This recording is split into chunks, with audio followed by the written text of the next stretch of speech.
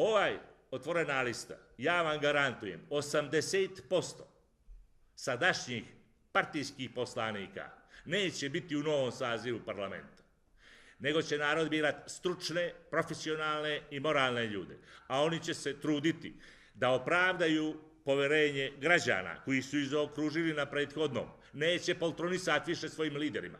Danas poslanici poltronišu liderima, a apsolutno ih ne interesuje glasač i simpatizer.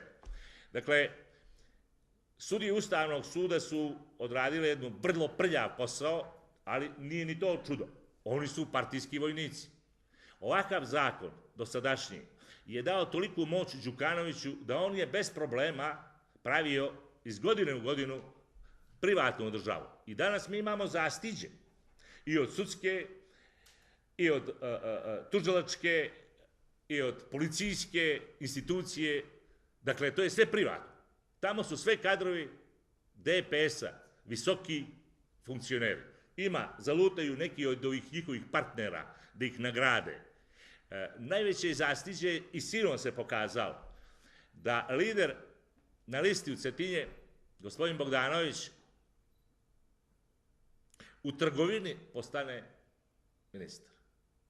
On ni sinoć apsolutno nije razmišljao čovjek, ali je to trgovina. Zamislite, dva odbornika u Cetinje ucijenili su jedan moćni koruptivni DPS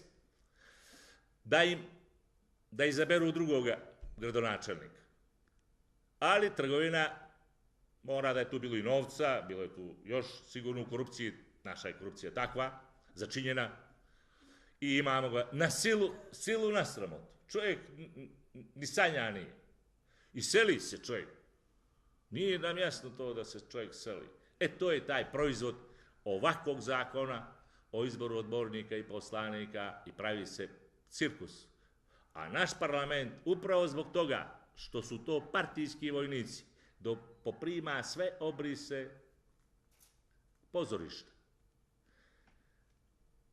Zakon koji mi kandidujemo, otvorene liste, tamo će da sjede ljudi koji se neće sprdati s narodom, koji će zaista predstavljati i zastupati interes naroda koji pripada 21. vijeku.